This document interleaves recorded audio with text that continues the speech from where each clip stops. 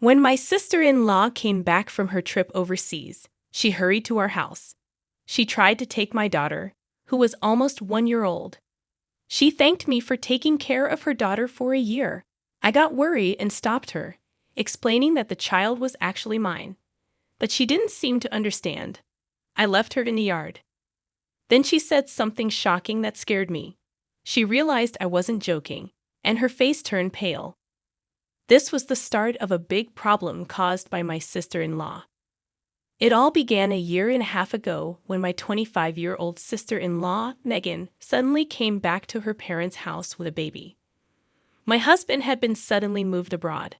I'm really worried about raising our little one in a foreign country. Everything is so unfamiliar.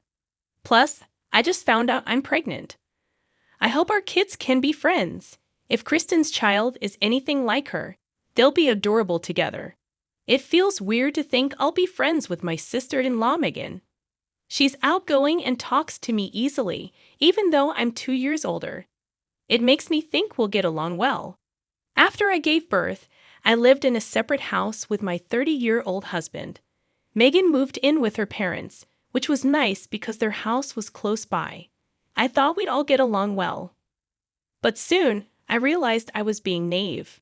Once Megan moved back in with her parents, she started showing her true colors.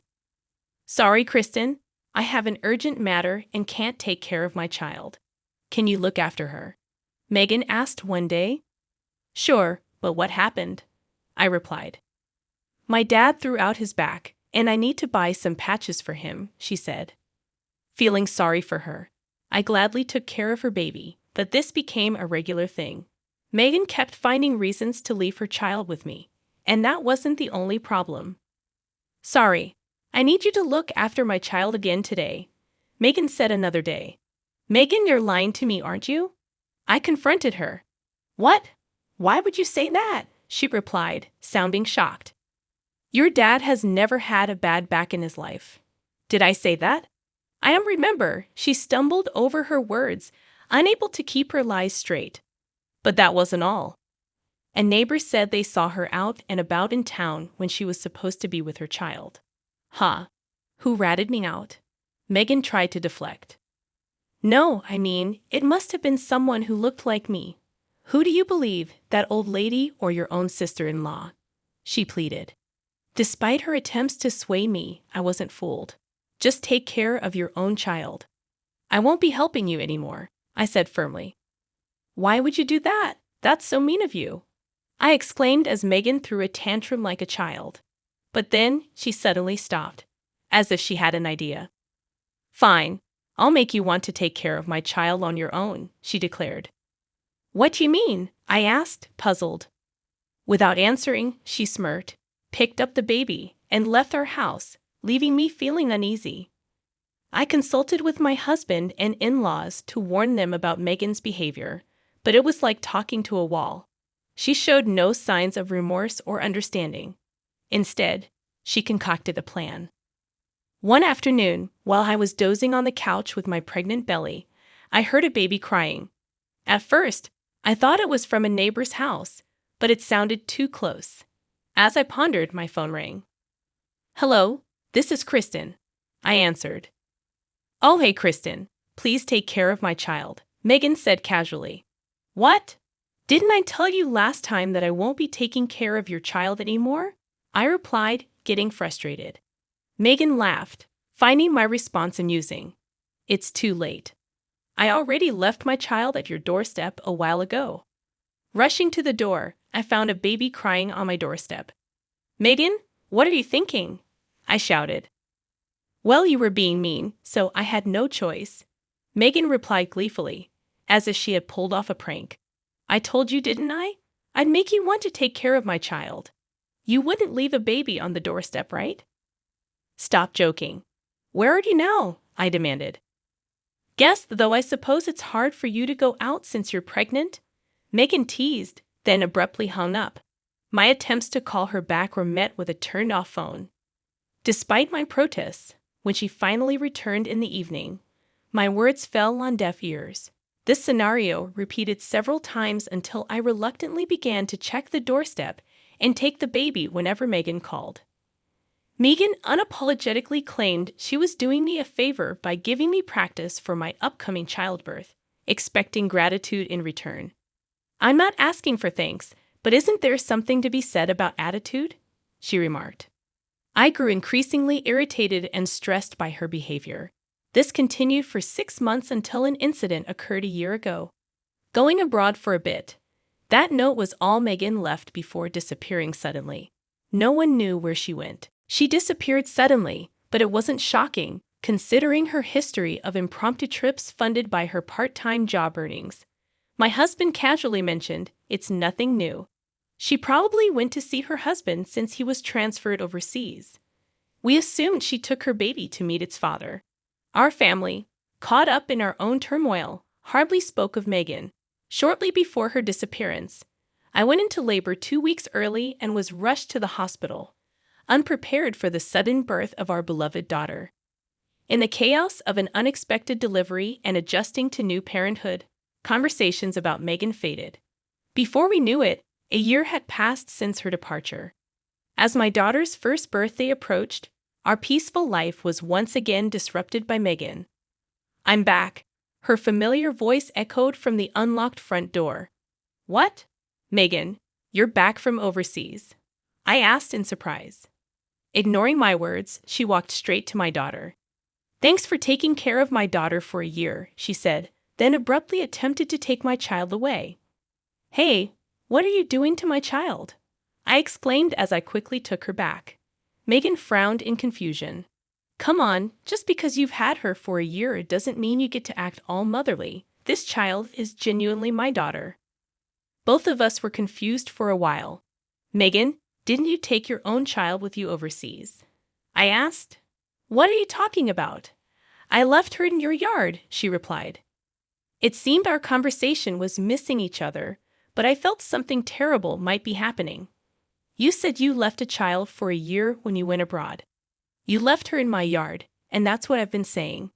At that time, I had just given birth to this child and was hospitalized due to poor health, so I really don't know where your child is now." Shocked by the revelation, Megan's face turned pale as she stuttered in disbelief. "This is serious. We need to call the police." But as I reached for my phone, Megan grabbed my arm with trembling hands. "Wait, please don't call the police." "But how can we not?" I asked. "Please, I'll be in huge trouble if you do," Megan pleaded, seeming terrified. Sensing the gravity of the situation, I decided to inform our family instead. I called our in-laws and my husband to explain the situation. However, when I turned around after ending the call, Megan was nowhere to be seen. I couldn't believe she ran away the moment I looked away. How irresponsible can she be? That was the moment my anger towards Megan exploded. After receiving my call, my husband and in-laws gathered at our house. According to my husband, there indeed had been a baby in the yard while I was giving birth and hospitalized. He had little involvement with Megan's child and assumed she had taken the baby abroad. So he contacted the police to take care of the unknown infant. With all the focus on our newborn, the memory of that incident had completely slipped our minds. Megan's child would have been about 1 or 2 years old by the time she returned. It's likely that Megan mistook my child for her own due to their close ages. After consulting with the police about the situation, we discovered the baby was at an orphanage, which was a relief. I decided to leave Megan's child's care to my husband and in-laws. What concerned me more was Megan's panic, which seemed unusual. That level of panic from Megan was not normal. There must be something more to this. My intuition proved correct when I decided to take a certain action. It seems we need to teach her a lesson. I had a trump card against Megan, which I hadn't been sure I'd ever use, but there was no need to hesitate now. I decided it was time to teach her a lesson. A week later, with everything prepared, I called Megan. After several rings, she hesitantly answered. "Megan, your child has been found. You can relax now. Come back home," I said. Believing my words, Megan casually arrived at our house and rang the doorbell. Phew, I was so worried. "Glad she's been found." She laughed carelessly as she entered our living room. but she was greeted by an unexpected sight. What the? Aaron and Ben, why are you guys here? Sitting on the sofa was Megan's husband, or rather, her ex-husband Aaron. And sitting on the floor was her affair partner Ben. Aaron frowned deeply at his ex-wife, glaring at her, while Ben looked on with a pitiable face, as if he was about to cry. This is bad. She turned to make her escape from our house, but my father-in-law, a large man, was standing guard at the entrance, blocking her way out. Consequently, Megan ended up sitting on the floor alongside her affair partner, Ben, receiving a lecture from my husband, her ex-husband, and our in-laws. Come on, it's fine now, isn't it? The child is safe, right? As Megan puffed out her cheeks in defiance, Aaron, with a chilly look, said, If you can't even take care of the child, then you should return the custody and the child support payments. When I contacted Aaron, he revealed that everything Megan had told us was utterly false. He had not been transferred overseas, and they had divorced due to her infidelity. However, during the divorce, Megan had forcefully taken custody of their child and had been receiving substantial child support payments from Aaron. Even when the infidelity comes from the custodial parent, they are still entitled to child support. This is why Megan desperately tried to prevent me from calling the police, fearing the consequences if it was discovered she wasn't actually taking care of their child. I can't pay back the child support, Megan pleaded with me, her voice trembling with fear. But you made me take care of the baby, didn't you? There's no escaping that, I replied. Don't make stuff up. Where's your proof? She screamed hysterically. I calmly showed her the footage from my phone. It showed Megan leaving the baby at our doorstep and walking away. What? When did you take this? She asked, her voice faltering. Since you started leaving your child on my doorstep, I installed a security camera for safety. It would be terrible if something happened to the baby, I explained. This footage proved she hadn't been fulfilling her parental duties. Wouldn't the child be happier being raised by Aaron?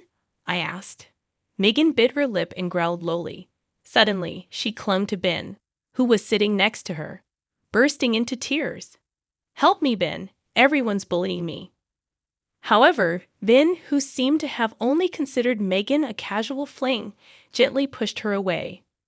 Well, I have another family. You're betraying me too. Who do you think paid for our round-the-world cruise? So the child support went on a splurge around the world, huh? I remarked. Megan covered her mouth in shock, but the words she had let slip could not be taken back.